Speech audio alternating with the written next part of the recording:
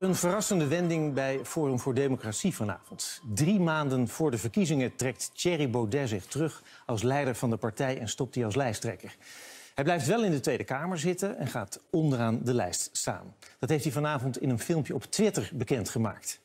Aanleiding zijn de berichten van dit weekend waarin de jongerenafdeling opnieuw in opspraak raakte vanwege extreemrechtse en antisemitische uitlatingen.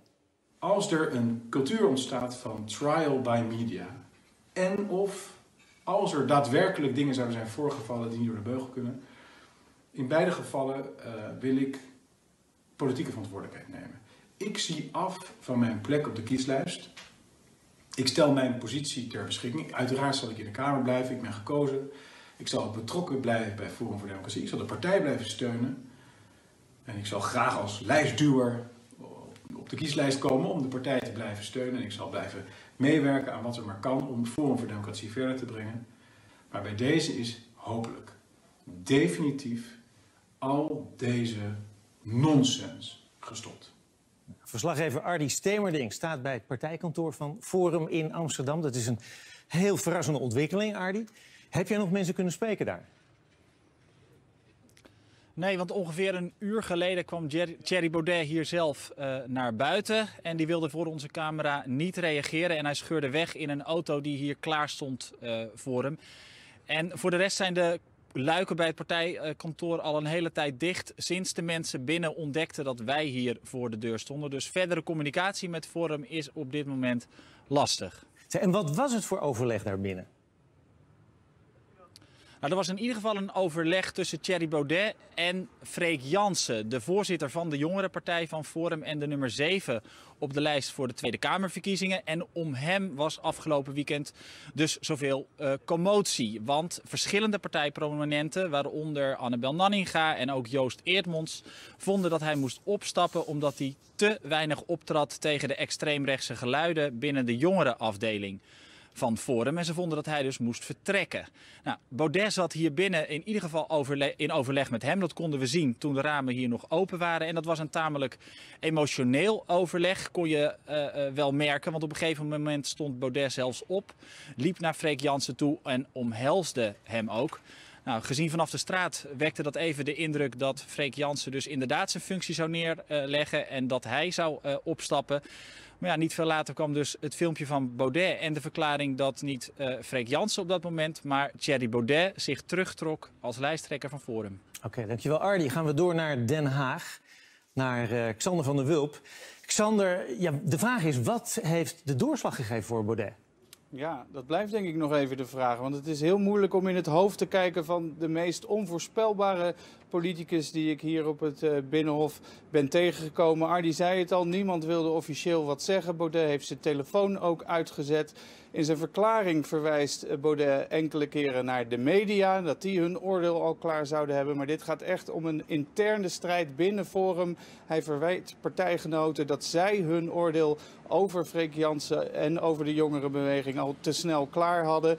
Verschillende mensen op de kieslijst van Forum voor Democratie voor de verkiezingen vorig jaar hebben gezegd, die Freek Jansen die moet eraf. En alles wijst erop dat Baudet zich solidair heeft verklaard aan zijn vriend en rechterhand Freek Jansen en dus ook zichzelf heeft teruggetrokken. Echt wel een beetje een absurde ontwikkeling zou je bijna kunnen zeggen, want Baudet is Forum voor Democratie. Hij is mateloos populair bij de achterban. En ja, dit moet je dus echt wel omschrijven als een onverwachte ontwikkeling in een razendsnelle politieke carrière. Hij is de grote verrassing van de afgelopen jaren in Den Haag. Zo, staan we dan. Het begon voor hem met het referendum over het handelsverdrag met Oekraïne. Hij wilde meer, de Tweede Kamer in, en haalt 2 zetels in 2017. Vanavond is het einde van de campagne, maar het begin van het openbreken van het partijkartel. Samen met Theo Hiddema bouwt hij aan zijn kernthema's: immigratie, klimaat en Europa. Het blijkt aan te slaan. Het zorgt ervoor dat hij met de provinciale statenverkiezingen de grootste wordt. De uil van Minerva spreidt zijn vleugels bij het vallen van de avond. Maar ook Baudet merkt daarna hoe lastig een nieuwe partij in groei het kan hebben. Ik heb het natuurlijk over Henk Otten. Er ontstaat gedoe met medeoprichter Henk Otten die eruit wordt gegooid. Is nu alles weer onder controle volgens u? Je weet niet wat je niet weet natuurlijk, maar wat mij betreft wel. Dit weekend komt de jongerenafdeling weer in opspraak. vanwege homofobe en extremistische appjes. Het leidt tot crisisberaad op het partijkantoor vanavond. We zien Baudet uiteindelijk omhelzen met zijn rechterhand en de jongere voorzitter Freek Jansen. Daarna komt het filmpje waarin hij zegt te stoppen als lijsttrekker. Bij deze is hopelijk definitief al deze nonsens gestopt. Ja, en vooral dat laatste, Xander, natuurlijk. Gaan zijn critici, dat hij het nonsens noemt, wat er tot nu toe is gebeurd, gaan die daar genoegen mee nemen? Nou, dat is nog maar de vraag. Er zou op dit moment op verschillende plekken in het land nog overleg zijn tussen mensen die bij Forum betrokken zijn. Het is waarschijnlijk dat ook Freek Jansen zich terug gaat trekken van de kieslijst. Dus hij zou ook zijn 7e plek daar gaan opgeven. En verder spreekt Forum over lijsttrekkersverkiezingen. Die zouden er komen in de aanloop naar de verkiezingen van maart volgend jaar. Maar hoe dat gaat verlopen, dat is allemaal ook nog onduidelijk. Ja. En Baudet zelf blijft in de Kamer, gaat onderaan de lijst staan. Zegt hij, in hoeverre is dit eigenlijk een vertrek als politiek leider? Ja, ik denk dat je kan zeggen dat hij officieel vertrekt als politiek leider. Want de lijsttrekker op de kieslijst voor de Kamerverkiezingen, dat is de politiek leider van een partij. Maar dit is zeker nog niet het definitieve politieke einde of het afscheid van Baudet bij Forum. Want hij blijft actief binnen de partij, blijft in het bestuur. Hij is daar zelfs voorzitter, dus hij heeft daar nog een flinke lepel in de pap. En we moeten dus echt gaan afwachten hoe dit zich verder gaat ontwikkelen. We kunnen met zekerheid stellen dat dit een belangrijke politieke ontwikkeling is. Iets meer dan 100 dagen voor die verkiezingen van volgend jaar. Maar de precieze uitwerking, die wachten we nog rustig even af. Oké. Xander, dankjewel. De afgelopen dagen zijn er opnieuw berichten in de media verschenen over opmerkingen die in appgroepen van de jongerenbeweging van Forum voor Democratie zouden zijn rondgestuurd. Het zijn vreselijke berichten, nazisme, antisemitisme, racisme. Het zijn denkbeelden waar ik niets mee te maken wil hebben. Ik kom zelf uit een familie die zwaar heeft geleden in de Tweede Wereldoorlog. Ik heb daar nooit zo in het openbaar over gesproken, omdat ik dat niet kiest vind. Maar ik wil het voor deze ene keer wel even noemen. Mijn grootmoeder heeft ook de Yad Vashem-onderscheiding ontvangen voor dingen die zij in de oorlog heeft gedaan. Ik zelf sta voor een samenleving die volkomen kijkt naar persoonlijke kwaliteiten. Je moet altijd kijken naar persoonlijke kwaliteiten. Of iemand nou man, vrouw, homo, hetero, donker, blank, welke afkomst dan ook heeft. Dat zijn de waarden van Nederland. En dat heb ik ook altijd proberen te verdedigen in onze partij, Forum voor Democratie. Wij zijn een democratische partij en wij willen dat die waarden ook in Nederland gelden. Dat is ook waarom wij zo sceptisch zijn over de massale immigratie bijvoorbeeld, omdat dat de tolerantie en de vrijheid in Nederland ondermijnt.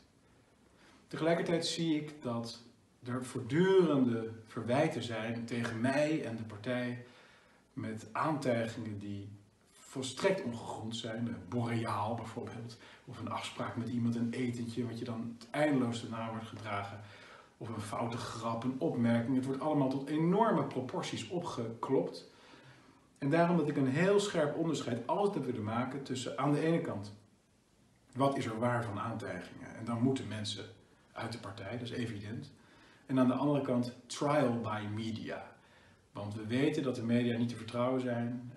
En de journalisten die afgelopen zaterdag dat stuk hebben geschreven in Parool, die ken ik een beetje, want die hebben toevallig een boek over mij geschreven. En dat is een boek van uiterst laag allooi, met allemaal volkomen uit de context gerukte citaten, met verhalen die werkelijk kant nog wal raken om een sfeertje te creëren. Nou, precies dat onderscheid tussen aan de ene kant gerechtvaardigde beschuldigingen waar we op moeten acteren, en aan de andere kant trial by media, dat is voor mij de absolute basiswaarde van onze partij.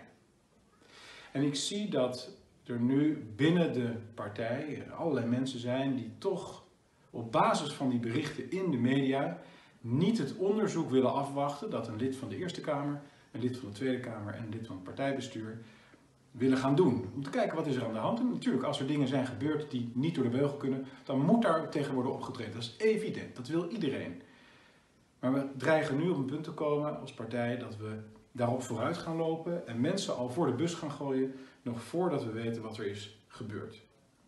En als dat dan de situatie is, dan wil ik als hoogste persoon in deze politieke orde de politieke verantwoordelijkheid daarvoor nemen.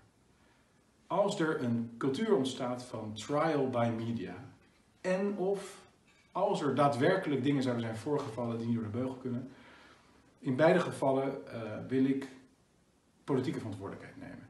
Ik zie af van mijn plek op de kieslijst. Ik stel mijn positie ter beschikking. Uiteraard zal ik in de Kamer blijven, ik ben gekozen. Ik zal betrokken blijven bij Forum voor Democratie. Ik zal de partij blijven steunen. En ik zal graag als lijstduwer op de kieslijst komen om de partij te blijven steunen. En ik zal blijven meewerken aan wat er maar kan om het Forum voor Democratie verder te brengen. Maar ik kan me niet verenigen met de situatie waarin trial by media de manier wordt waarop wij met mensen omgaan in onze partij. Dat we niet een onderzoekscommissie kunnen afwachten om mensen te veroordelen. En mocht het zo zijn dat er echt dingen zijn gebeurd die niet door de beugel kunnen, ook in dat geval neem ik de ultieme verantwoordelijkheid. Dat kan niet in een liberaal-conservatieve partij. Dat hoort niet bij onze partij. Dat hoort niet bij Nederland.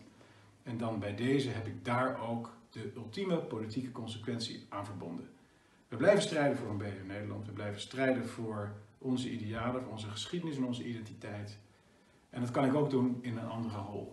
Maar bij deze is hopelijk definitief al deze nonsens gestopt. Whoever we are, we all share the same responsibility. Make our planet great again. Thank you.